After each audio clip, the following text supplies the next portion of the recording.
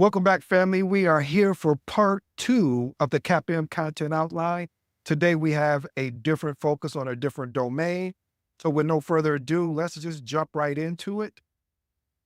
All right. So again, we'll break down the task distribution across domains. So as you recall, we covered project management fundamentals and core concepts, which were 5 tasks. And today we'll be covering predictive plan-based methodology. There's only 3 tasks in here. It's the lowest out of all of the 4 tasks.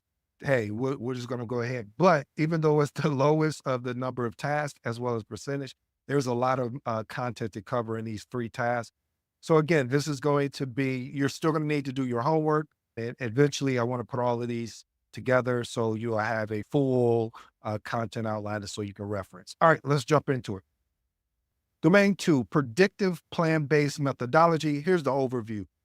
When to use predictive and plan-based approach. A predictive plan-based approach is, we often refer to it as waterfall, is the most appropriate when the project scope, schedule, and cost are well defined up front. Family, that is key. This is when you want to leverage a waterfall or, methodology or predictive methodology, is because of the fact everything is well defined up front. You leverage an agile mindset when everything is not well defined as far as your scope. So the areas that can be fixed there, and I know I'm going on an agile rant, but I'll make it quick. Basically, when you look at agile, the things that are fixed are the actual time and cost, but scope is flexible. So going back to predictive, it's best used when projects with clearly defined deliverables and minimal expected change. Here we go. A predictive plan approach is most appropriate when project scope, timeline, and costs are well defined up front. Requirements are stable, unlikely to change during the project. Deliverables and milestones are clear and can be planned in sequential, step-by-step manner. This is minimum uncertainty, and the project environment is stable and controlled. The organization values control, documentation, and structure approach to managing projects. Here's my additional thoughts, family. This approach works best in industries such as construction, manufacturing, and government projects where clear planning and minimum changes are expected throughout the project life cycle. Now let's break down the first task under this approach, or I should say this particular domain. Explain when it's appropriate to use a predictive plan-based approach. First item, identify suitable of a predictive plan-based approach for organizational structure, virtual co-location, matrix structure, hierarchical. Now, what I want to let you know, family, there are more, but again, I'm extracting this information from the CAPM content outline, and then I'm putting my own thoughts behind it and experience. So again, I want to be clear here. Make sure that you're studying this information as well as you take a CAPM course. Mine is not available yet, but when it does become available for those that are interested, I'll let you know. Here we go. Virtual, suitable and robust communication tools are clear, and clear leaderships are in place to manage tasks remotely with minimum change. Co-location, ideal for team members are physically close, enabling easy coordination and adherence to the plan. Mostly ideal for predictive methods due to proximity of team members. Matrix works well when resources are shared across departments, provide clear roles, responsibilities are defined. Still requires a need for strict control over timelines, budgets, and priority. Hierarchical, a strong top-down decision-making process fits with a predictive plan-based approach as roles and processes are clearly defined. Next item, determine the activities within each approach. So as we talked about yesterday, the process groups. So you have 5 process, part of the 5 process group, which is initiating, planning, executing, monitoring, controlling, and as well as closing. So initiating, establish the project's purpose, objective, and stakeholders. Planning creates a detailed project management plan for scope, time, cost, quality, and risk.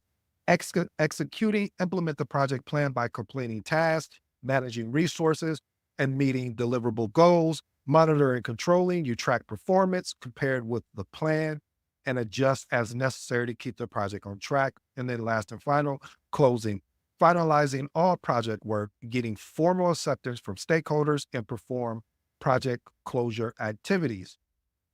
Give examples of typical activities within each process. So in initiating, you have your project charter, as well as the goals and identifying your stakeholders.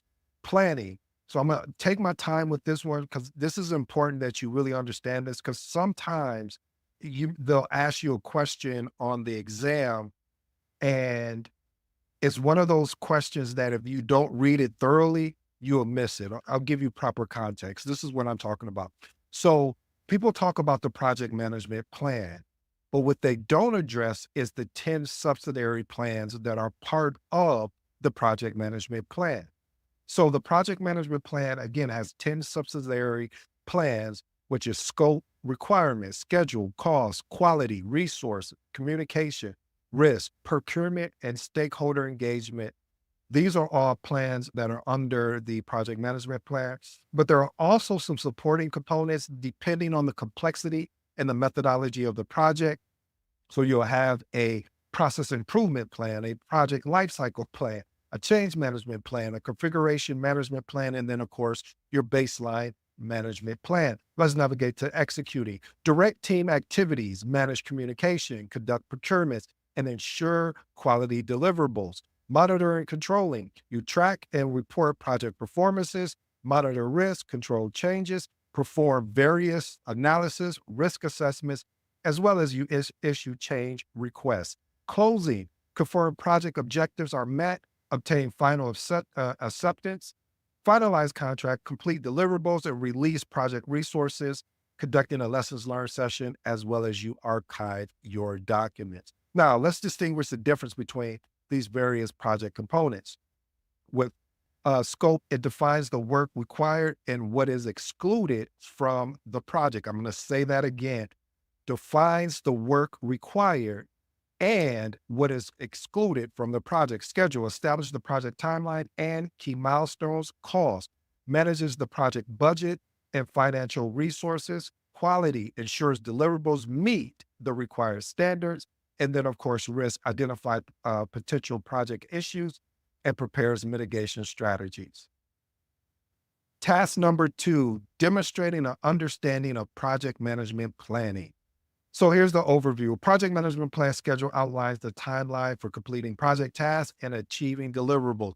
Key elements include schedule baseline, activities, sequencing, duration estimates, milestones, resource allocation, and monitoring. So let's go and unpack these. Schedule baseline. This is the approved version of the project schedule that can be used to measure performance. Normally, family, when you are building out a project schedule, you have to baseline the schedule. Why do you baseline it? You baseline it so you can see the variance as far as where, if you have to make any changes. Because normally how it works is that once you and the team agrees on that, hey, we've locked in all our tasks, our milestone, we're ready to baseline.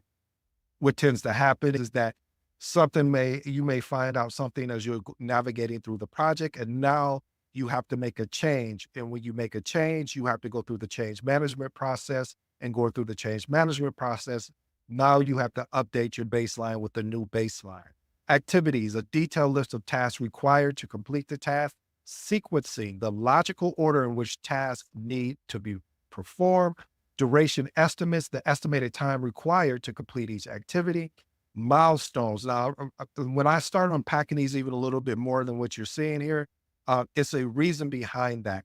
Is because what ends up happening is that sometimes people get milestones and tasks confused. With milestones, all you need to know is this with milestones, and then they will take care of tasks. Milestones, again, has a significant point, meaning zero duration or achievement with the project timeline. Resource allocation, assigning resources, team members, equipment, material to ask within the schedule, monitoring, regular reviewing the project progress against the schedule to ensure alignment with the plan. All right, let's go to the breakdown now. So the breakdown is this: apply critical path method. Critical path, or what we say CPM, identifies the longest sequence of activities that must be completed on time for the project to finish on schedule. Any delay in the critical path activities will delay the project completion. CPM helps project manager prioritize tasks and allocate resources efficiently. Calculate schedule variances. So schedule variance there, this measures the difference between the planned progress and the actual progress. It is calculated using a formula, which is SV, schedule variance, equals EV, which is earned value, minus PV, which is planned value. Positive variance means the project is ahead of schedule, while negative variance indicates a delay. That's an easy thing to remember. Hey, if it's positive, we're good. If it's negative, then hey, there's a delay somewhere. Explain the work breakdown structure, WBS. I actually I may even revise that, created an episode around the WBS, but I may create another one just to update it, just to help you guys out there, because I think it'd be very important. WBS is a hierarchical decomposition of the total project work into smaller, more manageable components. It defines the scope of the project by breaking it down into deliverables and tasks. The WBS helps in organizing and defining the project work. Explain the work package. The work package is the smallest, that's the key word there, family, smallest unit in the WBS, representing a defined scope of work with specific deliverables. Is used to assign tasks, manage resources, and track progress at the most granular level. Apply a quality management plan. A quality management plan defines how quality will be managed throughout the project. It outlines the project qualities, objectives, standards, and control process to ensure that deliverables are being met and quality specification and customers' expectations. Apply integration management plan. So an integration management plan ensures that all project processes, knowledge areas, and activities are coordinated. It helps manage interdependencies between project components, ensuring project functions as a cohesive whole.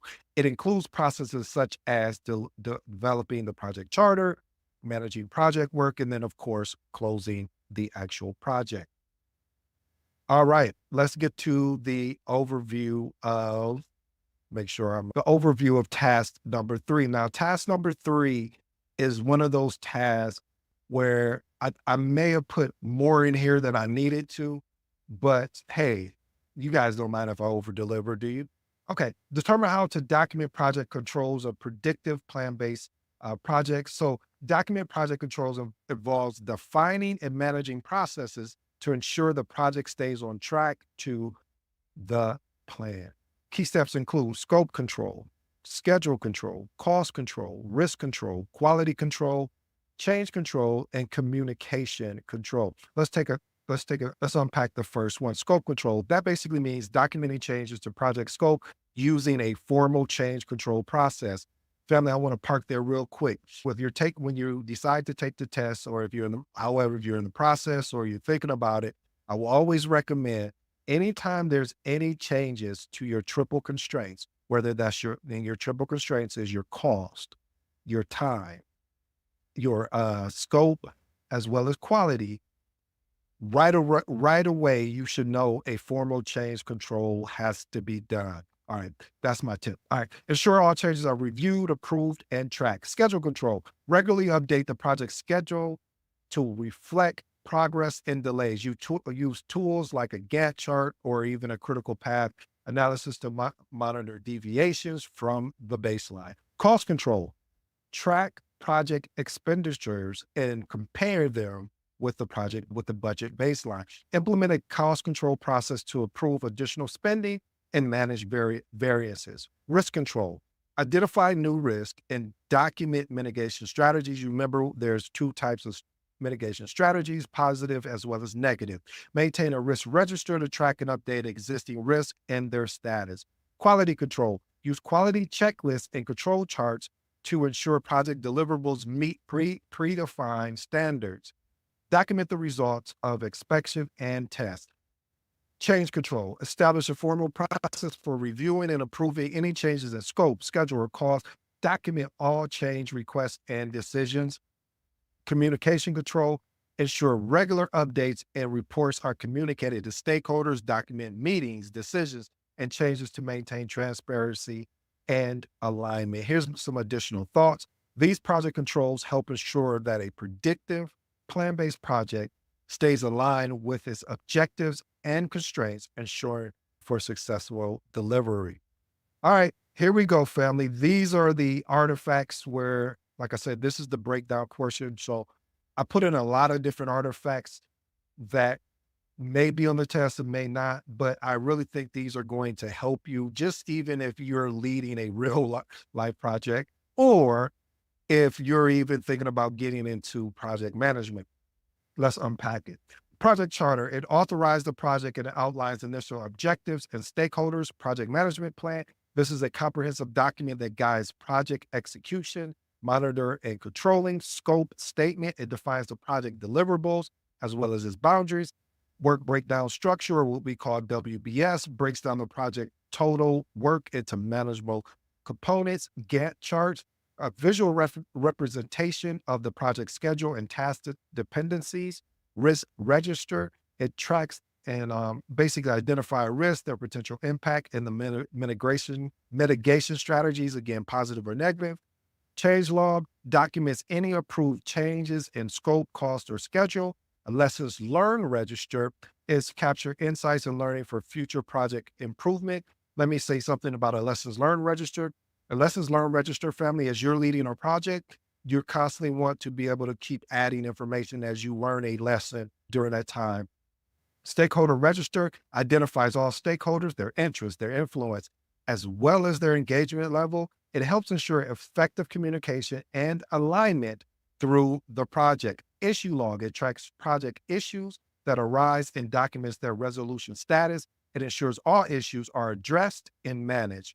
Cost baseline, an approved budget used to compare actual project costs. It serves as a key reference for monitoring financial performance. Quality management plan defines the quality standards of project deliverables and outlines the quality control process to ensure those standards are met. My favorite plan here, communication management plan. It documents the approach to project communication, including stakeholder information needs, the format and frequency of communication, and responsible parties. Milestone list, identify key points, deliverables in the project timeline, allowing for tracking of progress toward critical goals. Resource calendar. This is a document available of a project resource for personal equipment, etc., helping to plan tasks accordingly according to resource availability. Another one of my favorite, matrix, which is a RAM. The acronym is, we say RAM, so responsibility assignment matrix. It defines who's responsible for which tasks and deliverables, clarifying roles, and my most favorite, reducing ambiguity. All right, let's look at the calculate cost and schedule variation. So cost variance is CV. It measures the difference between budgeted costs and the actual cost of work performed. The formula is very easy. Cost variance, or CV, equals earned value, or EV, minus actual cost, which is AC. Positive CV means under budget. Negative CV means over budget. Just one of those things again. Again, positive is great. Negative is, oh, we're not doing well. Schedule variance measures the difference between planned progress and actual progress at a given point. Formula, SV is schedule variance equals EV, earned value, minus planned value, or PV. Positive schedule variance means ahead of schedule. Negative schedule variance means you are behind schedule. I threw in something for some additional thoughts. There's also a part, and all of this is part of the earned value. So look that up, earned value management. Cost and schedule index. Cost performance index, or CPI, it measures cost efficiency, indicating how well the project is using the budget. The formula is easy. And this is one of the ways I learned. I'll actually learn this from my mentor, where if you do have this, any earned value on the test, anytime you see a variance, so cost variance or schedule variance, you're always going to subtract. It's always going to be a subtraction. When you see index, always think about you're always going to divide. So again, and I don't know if the indexes are going to be on the actual test, but hey, I'll just want to give you everything. Measure cost efficiency, indicating how well the project is using the budget. Formula cost performance index equals earned value divided by actual cost. Cost performance index greater than one means the project is under budget. I should say greater than one means the project is under budget, while cost performance less than one indicates the project is over budget and performing poorly. Schedule performance index, or CPI, measures schedule efficiency, shows how efficiently the project is progressing relatively to planned schedule. That formula is schedule performance index equals earned value divided by planned value. And the same thing, schedule performance index greater than one means the project is ahead of schedule, while SPI less than one indicates it's behind schedule. All right, family, this is our conclusion for domain 2, predictive plan-based methodology. This is worth 17% on your exam, and we just covered tasks 1 through 3. I just want you to keep in mind, keep a grasp of tools like work breakdown structure, WBS, your critical path method, CPM, various analysis where we talked about schedule variance and cost variance. Also understand the project controls, the different baselines. There's your cost baseline, your scope baseline, your schedule baseline. Think about these baseline. And just remember, by applying these concepts, project managers can ensure successful project outcomes within a predictive and plan-based framework. Family, I hope you enjoyed today's episode. This is again part 2 of me unpacking the content outline in my own way. But again, at the end of the day, I would definitely recommend that you take a CAPM course around the exam, because I can't cover everything here within 30 minutes. I do have a CAPM course that I'm building and working through along with everything else. So that's going to take some time, but when it's ready, I will definitely promote it for those that are interested in working with me to get their CAP. Part 3 and 4 will be on its way. I truly appreciate you giving me your time today. I go by the name of ED. For all you smart and intelligent folks out there, that just simply means Ed. Until next time.